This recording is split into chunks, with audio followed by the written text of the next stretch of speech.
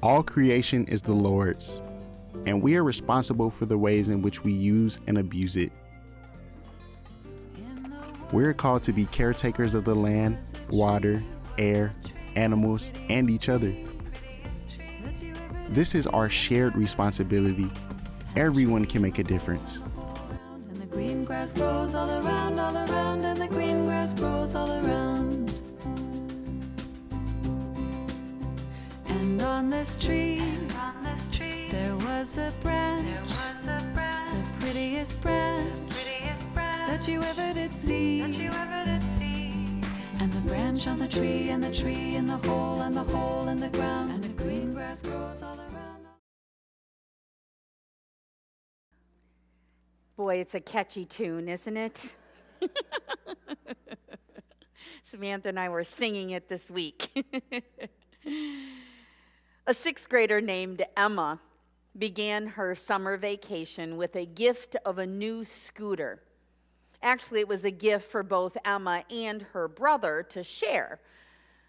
She tells the story in her book, It's Easy Being Green, of how she jumped on it the very first time and thought it would be a great idea to go down this really steep hill on her shiny new scooter with no shoes on. Yeah, we call that anticipation, don't we? The first lesson she learned was how hard it is to stop a scooter that is going fast, but especially when you're barefoot. The longer one hesitates, the faster one will be going. And the faster one is going, the harder it is to make the very sharp turn that is rapidly approaching. She writes in her book that no life-size action figure in a cape swooped in to save her. And no laws of physics stopped simply because she hadn't thought it through. Instead, she crashed, and she crashed hard. She scraped half the skin off of her face, had bloody knees embedded with sand and gravel, and the scooter was totaled. Done. Finny. She admits, I should have known it was not a great idea to hop on a scooter barefoot and head downhill. I should have expected a crash. I should have looked farther down the road before I went to the top of the hill. I should have known that no one would come running out to save me. I should have been more careful with the scooter, not only because I loved it, but because it really wasn't mine alone to destroy. And I also should have taken preventative measures such as wearing shoes, so I could have jumped off when things were not going well before it was too late. But I did not pay any attention to the warning signs. Next, she declared the most profound statement I have found in her book. Right now, the way we are treating God's creation is like hopping on a scooter barefoot and heading down a steep hill. As Christians, we have been given lots of insight into human nature in the Bible. In story after story, we realize a common thread. Humans mess up.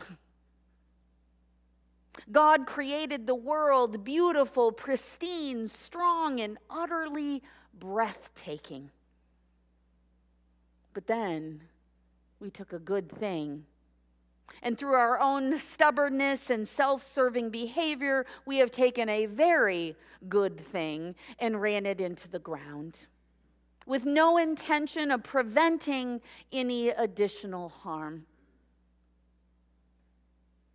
I think most of us truly appreciate Mother Earth and all that she provides for humanity and the rest of creation.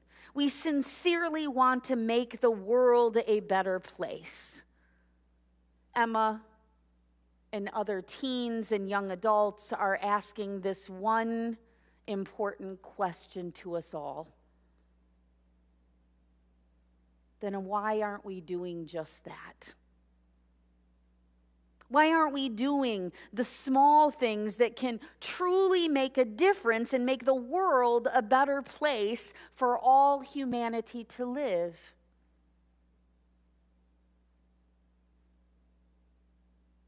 Easy Being Green is a summer-long, hands-on sermon series that we'll be sharing.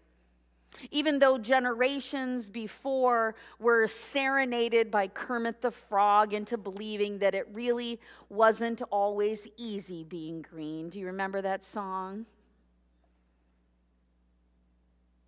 Young people today are reaching out to encourage the rest of us to actually take another look at it.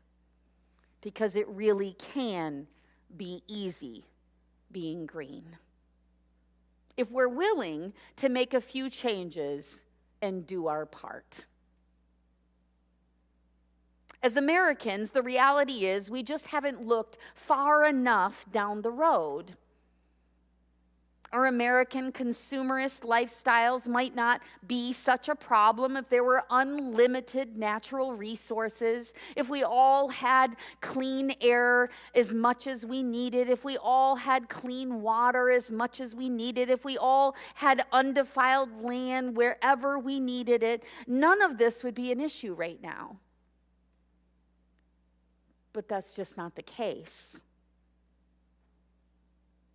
Our Creator has given us a magnificent world with enough natural resources for everyone on the planet, but there are very real limits to be followed. If we veer off on our own, barefoot and fancy-free, we too are headed down a very steep hill with a very dangerous curve at the bottom, whether we see it coming or not. We need to slow down our frantic consumer pace and find a new path with much better outcomes.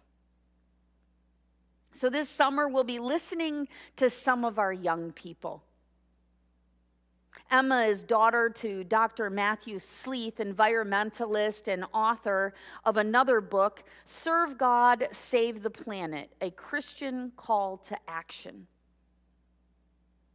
Emma was just 15 years old when she wrote her book, It's Easy Being Green, and continues to care for God's planet Earth today into her early 30s.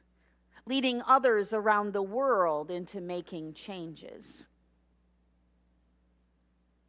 Many of us want to believe that someone else will solve the problem, but it takes all of us. Wishful thinking isn't going to solve things like climate change or plastic in the ocean at alarming rates or natural habitats being decimated for the sake of bigger, better, larger homes, businesses, and urban sprawl. Only action will. And our young people are crying out for our help. Scientists and politicians certainly have roles in helping us find more earth-friendly ways of living, but the bottom line is that only 9% of the United States annual energy usage, 9%, is currently being cared for with renewable energy sources. That means over 90% of our annual usage is being consumed by resources that will run out, period. And not only that, the non-renewables are also exacerbating global warming and weather patterns that are wreaking havoc on our nation and the rest of the world, with more fires and larger storms and absolutely destructive changes to Mother Earth's delicate natural pattern of ecosystems and interrelations with humans. You heard God's word this morning spoken clearly in Genesis 1. Let us make human beings in our image, make them reflecting our nature, the Father, the Son, the Spirit, so they can be responsible for the fish in the sea, the birds in the air, the cattle. And yes, earth itself and every animal that moves on the face of the earth. Then we're told by the narrator of Genesis that God created human beings. He created them God-like, reflecting God's nature. He created them male and female. And then God blessed them. Prosper, reproduce, fill the earth, take charge, he said. Be responsible, there's that word again, for fish in the sea, birds in the air, for every living thing,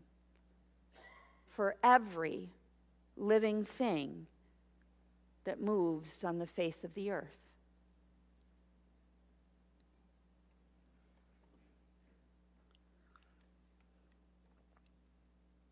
You see, we have been given earth to care for, not to use up. God said, take charge. Be responsible. Care for the fish in the sea, the birds in the air. In fact, God said, care for every living thing that moves on the face of the earth. It's one thing to enjoy nature ourselves, to look out across our backyard and find joy in its splendor, to wake to the birds singing good morning melodies to rustle us from our slumber, to giggle when we see a duck splashing in the water, or a squirrel being silly, or a beautiful cardinal reminding us of a loved one past. That's one thing. But it's a whole other thing to do something now to assure that our children's children and their children will have the same delights in their lives. Not to mention the necessities like clean air to breathe, clean water to drink. Climate change impacts are already being felt globally. According to NASA, what scientists had long predicted are now being observed. They can actually see them. There's no more question if it's real or not. A conservative date for when climate change creates significant havoc on Mother Earth is within the next few decades. For most of us, we'll still be here on earth. And certainly our children and their children will be. Some consequences of climate change, such as sea level rise from melting ice sheets, are already irreversible for hundreds to thousands of years. And as temperatures rise, more frequent and intense heat waves, droughts, and changes in precipitation patterns will occur. However, it's really important to note that the severity of future impacts depends on human actions. In the Gospel of Luke, chapter 12, huge crowds were gathering around Jesus to hear his teaching, and he began with warnings and then encouragements, telling the people not to get caught up in the darkness, but instead to be led to the light. Jesus tells the people that even the hairs on their heads are counted by God, and that none of them are ever forgotten by God. But he also tells them not to act in ignorance. He says, wake up, be alert, watch out for greed. And then he goes on to share a parable, a story with a lesson to both his disciples and the crowds that were gathered. Jesus tells them that life does not consist of an abundance of possessions, and then begins the story of a man who has so much stuff that he keeps building new barns to put it in. And he doesn't seem to share along the way resources with others in great need.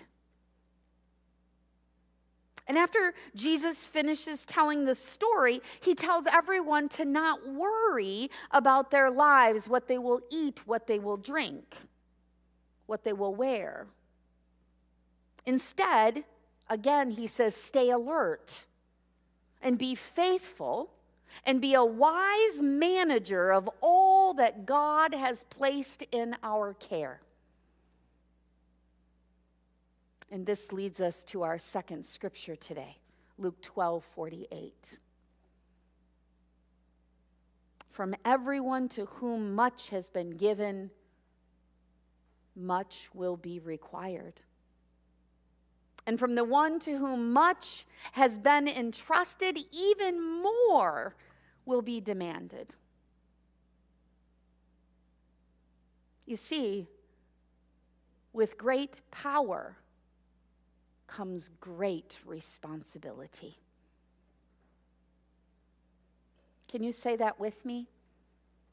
With great power comes great responsibility. And not only do we as Americans have more power than anyone else on the planet, we also use more of the earth's natural resources than anyone else. Representing a mere 4% of the total Earth's population. 4% is all of America. We use up a quarter of the entire world's resources annually. It came to me yesterday, this illustration. We're Methodist, potlucks, right? We get in line, Americans go first. And there's 100 of us. And that 4% of the 100, us Americans wipe out 25% of all the food that was brought at the potluck. And there's still 96 people in line behind us. But we've already taken a quarter of what was there. Isn't that crazy? That just kind of blew my mind when God handed that to me. I was like, wow. And we do that every year. We always get in line first. We always take more than our share.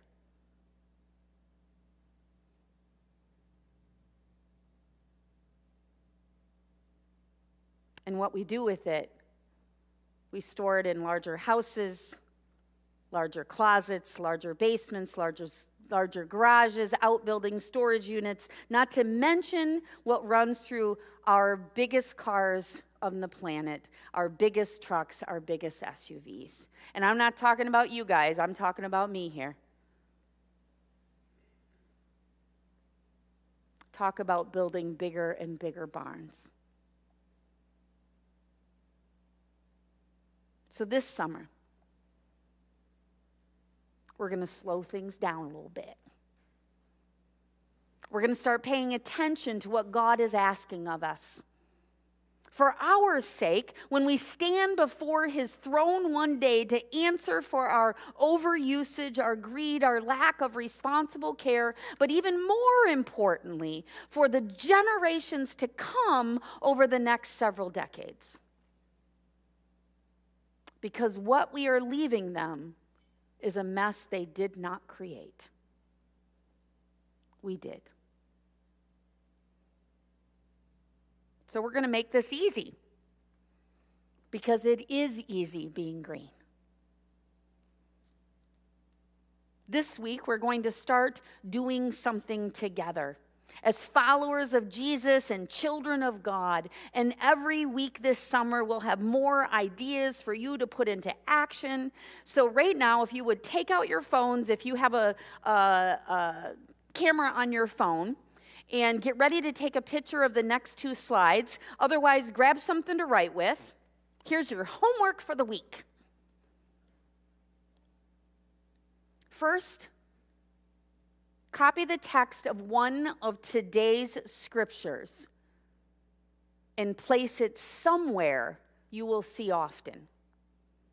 Genesis 1, 26 to 28, Luke 12, 48.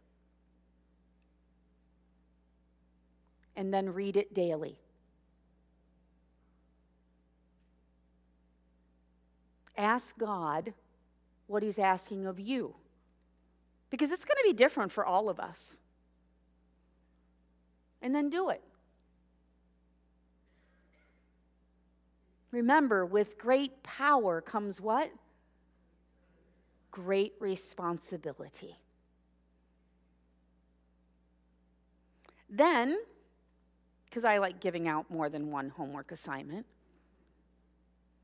read an article, listen to a podcast, or watch a documentary on a current environmental issue this week. They're easy to find. Read one, listen to one, watch one, something. Why? Because education is the best way to provoke action. Once we know, right? And then we're like, oh, got it. And then we move to action. That's why Jesus taught all the time. It moved people to action. Learn what is happening. Learn what can make it better. And then post what you learn on social media or email it to family and friends so they can learn a few things too. Oh my gosh, you're not going to believe this article I read this week. And just share it. And as the weeks go on, we'll also have ways that you can report back on what you and your family or friends have been doing to make a difference this summer. And we'll encourage one another while celebrating the outcomes. Because if we don't, we will not only be letting God down and the beautiful natural world he has given us to live in, but we will also be letting down our children, our teenagers, our young adults. This mess will be theirs to deal with, and it will be too late. It truly is easy being green. Let's care for Mother Earth together. As we listen to the mouths of babes, who knows? They might just teach us a thing or two.